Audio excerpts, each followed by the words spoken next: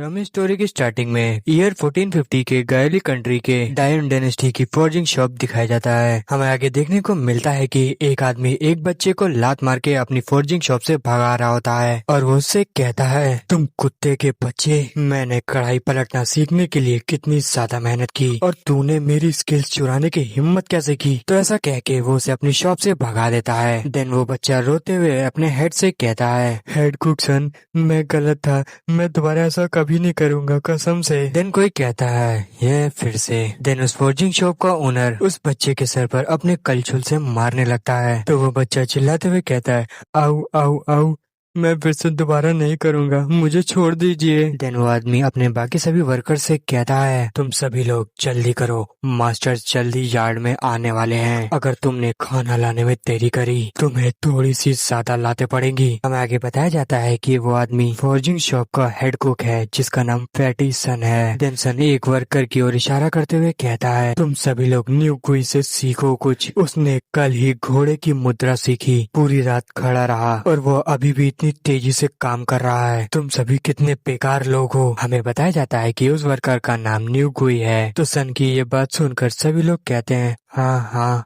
समझ गए। देन वो लड़का जिसे अभी अभी मार पड़ी थी वो सन की नजर से बच के जा रहा होता है, लेकिन सन उसे देख लेता है। देन वो उस बच्चे पे चिल्लाते हुए कहता है, क्या मैंने कहा कि तुम्हें छूट मिली हुई है? तुम वहाँ किस लिए खड़े हुए हो? क्या तुम खाना नहीं चाहते? तो वो बच्चा डरते हुए कहता है, हाँ हाँ। देन वो अपने हाथ में ली हुई लकड़ियों को एक जगह जाके रख देता है। देन वो कहता है, कल काफी बड़ा दिन है, इसीलिए अभी के लिए मैं इसे सहूंगा। देन अगली सुबह दोपहर में हमें देखने को मिलता है कि एक कमरे में बूढ़ा आदमी बैठा हुआ होता है और उसके सामने वही लड़का खड़ा होता है। देन वो बूढ़ा आदमी उस लड़के से कहता है, टोटल 30 कॉपर्स मिलेंगे और तुम्हें सनसेट से पहले वापस आना होगा अगर तुम रात भर वहाँ रुके। भी वो लड़का बीच में कहता है, और वो पैसे लेकर वहाँ से निकल जाता है। देन वो उस जगह से बाहर बहुत खुशी खुशी आ रहा होता है और वो कहता है, मुझे यहाँ आए 1 महीने से ज्यादा हो गया है, फाइनली मुझे फोर्जिंग शॉप से 1 दिन के लिए छुट्टी मिल गई। देन वो लड़का उस जगह से निकल के शहर में लगे मेले में जाता है। देन वो लड़का एक चिकन शॉप पे जाता है और वो शॉप की ओनर जो कि एक लेडी होती है उससे कहता है, टाइल्स स्क्रिप्चर के उस हाफ स्क्रोल से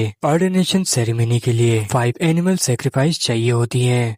मीट बहुत ज्यादा एक्सपेंसिव है तो उनका खून भी काम करना चाहिए, है ना? आगे का अर्थ पर एंशिएंट टाइम में बहुत सारे सेक्रीफाइसेस में ब्लड ऑफर किया जाता था। तभी वो ओल्ड लेडी कहती है, ऑक्स का यूज नहीं कर सकते। शाही अदालत ने फैसला सुनाया है कि जो कोई भी जो ऑक्स को किल करेगा उसे 100 कोड़े मिलेंगे और तो और 1.5 साल की कैद होगी। देन वो लड़का उस ओल्ड लेडी से कहता है, जैसा कि मुझे याद आ रहा है कि 5 सेक्रीफिशियल एनिमल्स का एक दूसरा वर्जन भी है जिसमें डियर, मस्क डियर, वुल्फ और रैबिट आता है ना? तो ऑक्स की जगह रैबिट का यूज करना ठीक रहेगा। अब 5 सेक्रीफिशियल एनिमल्स का समय हो गया है। देन आधे दिन बाद हमें देखने को मिलता है कि वो लड़का अभी भी मार्केट में घूम रहा होता है। देन वो लड़का जिसका नाम हॉल होता है वो कहता है, सुअर, भेड़, मुर्गी और खरगोश का आधा आधा जिन खून। तो फाइनेंसिस कहती है 26 कॉपर स्पेंड हो गए, बस 4 बचे हैं। तो ये सुनकर वो लड़का कहता है, डैम,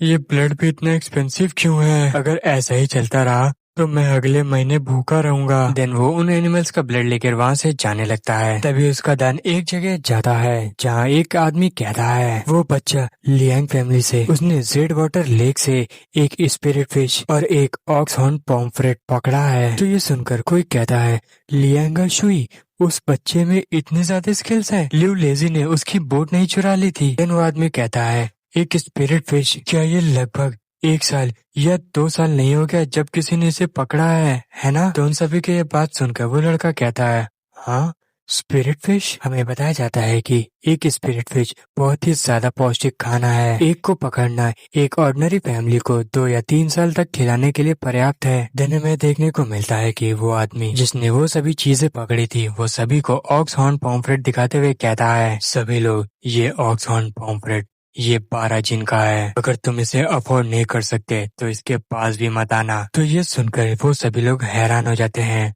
और वो कहते हैं, क्या ऑक्सहॉर्न पॉम्फ्रेट 12 जिन का? तभी उस भीड़ में से कोई कहता है, मैं 12 टाइल्स देता हूँ। तो ये सुन के वो लड़का कहता है, 30 कॉपर्स 1 महीने में मुझे 3 साल लग जाएंगे एक टाइल कमाने में सिल्वर का। एक फिश के लिए 12 टाइल्स? एक आदमी की कीमत भी एक फिश से कम है। और ऐसा कहते हुए वो वहाँ से निकल जाता है। देन हमें देखने को मिलता है कि वो कुछ घरों के पास खड़ा होता है और वो कहता है ओरिजिनल ओनर की मेमोरी के अकॉर्डिंग वो घर यहीं कहीं होना चाहिए। देन वो एक घर का दरवाजा नॉक करता है और नॉक करते हुए कहता है हेलो ब्रदर, क्या आप वापस आ गए? तभी उस घर से एक आदमी निकलता है और उससे कहता है सेकंड ब्रदर, चलो अंदर आके बात करते हैं। देन मैगी बताया जाता है कि उसके सेकंड ब्रदर का नाम लीलिन है। देन लीलिन अपने भाई से कहता है तुमने कुछ खाया नहीं होगा है ना, जाओ अपने कमरे में थोड़ी देर आराम करो, मैं जाकर तुम्हारे लिए कुछ खाना बनाता हूँ। और हाँ, तुम्हारी भाभी काम पर गई है तो वो थोड़ी देर के लिए नहीं आने वाली। और ऐसा कह के वो वहाँ से चला जाता है। तो वो लड़का कहता है वाह बढ़िया, उसने मुझे रुकने के लिए भी नहीं कहा। देन वो अपने आसपास के खाली एरिया को देखकर कहता है ये जगह क्या मुझे करना चाहिए? देन वो मार्केट से लाए हुए उन सभी एनिमल्स के खून को फ्लोर पर गिराकर कुछ मार्क बनाने लगता है। देन वो कुछ डिजाइन बनाने के बाद कहता है मैंने अपने दिमाग में काउंटलेस टाइम्स इस फॉर्मेशन के स्ट्रक्चर को बनाया है, इसीलिए इसको बनाना आसान था। तो चलो टाइम को वेस्ट नहीं करते हैं और शुरू करते हैं। देन वो कहता है डिस्पाइट लीजुओ, धर्म ग्रंथों को पढ़ने और उनकी सच्चाई को देखने के बाद अपने हर्ट को क्लैरिफाई करने के लिए सिद्धांतों को लगन से बनाए रखने के बाद सभी लिविंग बींग्स को बचाने की इच्छा के साथ मैं पुराने ऋषियों के सिद्धांतों को आगे बढ़ाना चाहता हूँ। डिस्पाइट लूजुओ, मैं विनम्रता पूर्वक स्वर्ग निकलने वाले से ऑर्डिनेशन के लिए प्रे करता हूँ। लेकिन वो पाता है कि इससे कोई इफेक्ट नहीं हुआ। तो वो कहता है कोई असर नहीं? मुझे मत कहना कि ग्रैंड मास्टर को पता है कि मैंने वास्तव में 100 स्क्रिप्चर्स नहीं पढ़े हैं। तो ये बात सोचकर वो कहता है तो इसका मतलब कि मैं ऑर्डिनेशन के थ्रू इमॉर्टल नहीं बन सकता? मेरे पैसे। लेकिन तभी उस लड़के को कुछ अजीब सा होने लगता है और वो उसको बर्दाश्त नहीं कर पाता और वो अपने घुटनों के बल गिर जाता है। तभी उसके पीछे एक साया दिखता है। तो वो लड़का कहता है मैं कुछ क्लियरली नहीं सुन पा रहा हूँ, मैं सच में कुछ क्लियरली नहीं सुन पा रहा हूँ। तभी उसकी बॉडी वो डीमन पॉसेस कर लेता है और वो लड़का वहीं बेहोश हो जाता है। देन वो लड़का जब अगली सुबह उठता है अजीब अजीब चीजों के इमेजिनेशन हो रही होती है। तो ये सब देखकर वो कहता है ये क्या है? देन उसकी इमेजिनेशन धीरे धीरे क्लियर होने लगती है। जैसे जैसे उसकी इमेजिनेशन क्लियर होती जाती है तो वो लड़का धीरे धीरे शॉक होने लगता है और जैसे ही उसकी इमेजिनेशन पूरी तरह क्लियर हो जाती है तो वो देखकर कहता है ये तो एक सील स्क्रिप्ट है। तभी वो सब कुछ उसके मुंह में जाने लगता है और फिर वो लड़का जमीन में गिरने लगता है और जैसे ही वो जमीन पर गिरता है उसकी गर्दन की हड्डी टूट जाती है। देन कुछ कंप्यूटराइज फॉर्म में दिखता है, उसमें लिखा रहता है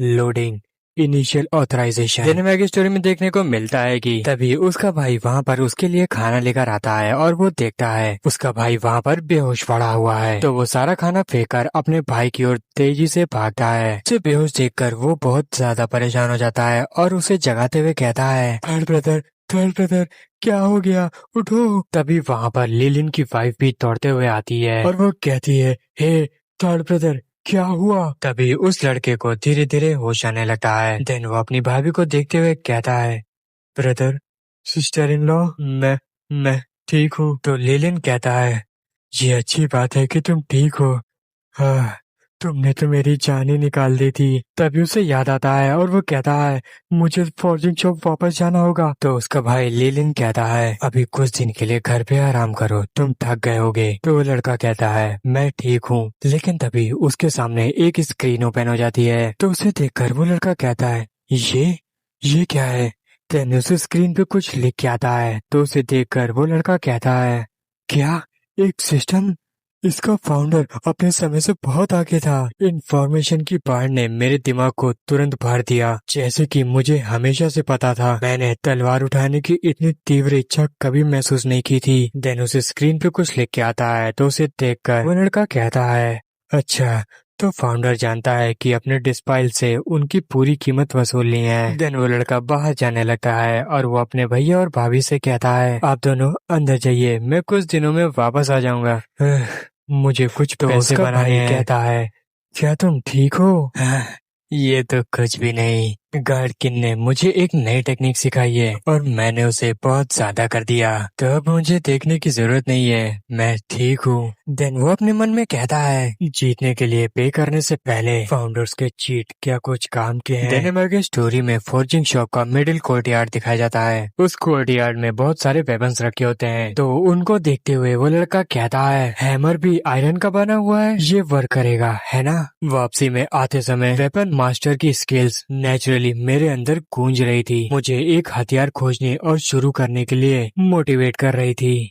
तभी वो कुछ नोटिस करता है, सभी लोग एक लाइन में एकदम शांत खड़े होते हैं, तो उन सभी को ऐसा देखकर वो कहता है, हाँ इतना सन्नाटा, क्या ये कोई दूसरा लेसन शुरू करने जा रहा है। तभी उनका टीचर कहता है, व्हाइट एप क्लोक हैमर दो पार्ट्स में डिवाइडेड है, इंटरनल और एक्सटर्नल। इंटरनल स्टैंस है और एक्सटर्नल हैमर है, और इनमें से 3 इंटरनल हार्मनी है और 3 एक्सटर्नल हार्मनी। और जब एक बार ये सारी 6 की 6 हार्मनी इंटरनल और एक्सटर्नल मास्टर कर लोगे तो आर्ट परफेक्ट हो जाएगी। देन ऐसा कह के वो अपने एक स्टूडेंट के कंधे पर हाथ रखता है, तो इससे उस लड़के को बहुत ही ज्यादा दर्द होता है। देन उस लड़के से वो आदमी कहता है, अगर तुम्हारे पैर सीधे नहीं रहेंगे तो तुम्हारा हमला वीक रहेगा। White ape cloak hammer forging shop की एक सबसे जरूरी मार्शल आर्ट है, जो कि 200 सालों से चली आ रही है। ये 4 लेवल्स में डिवाइडेड है, नोवाइस, एडेप्ट, माइनर,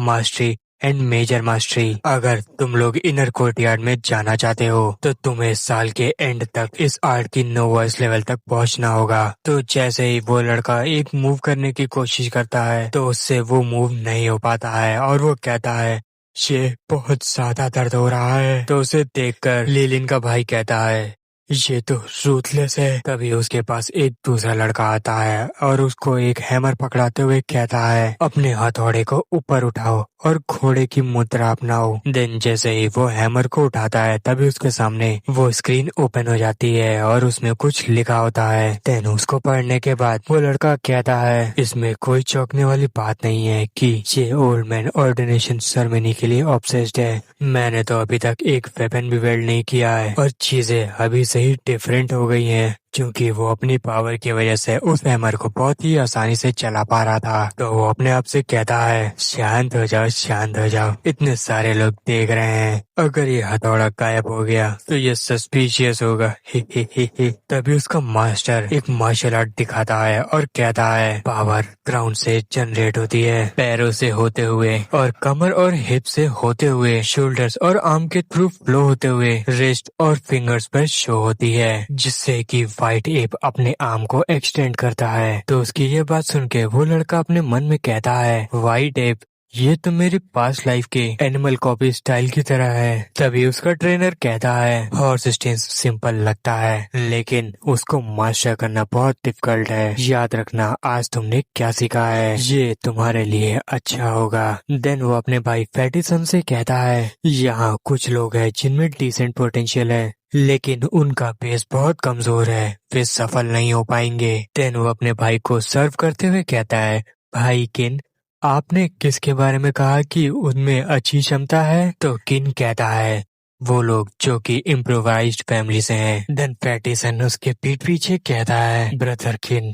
तुम्हें तो मैं बाद में देख लूंगा। देन पैटिसन उन सभी स्टूडेंट्स पर चिल्लाते हुए कहता है, तुम सभी लोग कड़ी मेहनत करो और सुस्त ना हो, अगर तुम में से किसी ने भी सुस्त होने की हिम्मत करी तो मैं उसे छोड़ूंगा नहीं। देन ऐसा कह के वो एक फेक स्माइल करने लगता है। देन पैटिसन उस लड़के की ओर अजीब नजर से देखने लगता है, तो उसे ऐसा करते देख वो लड़का अपने मन में कहता है, डैम जैसे वो मोटा मुझे देख रहा है, कुछ तो गड़बड़ है।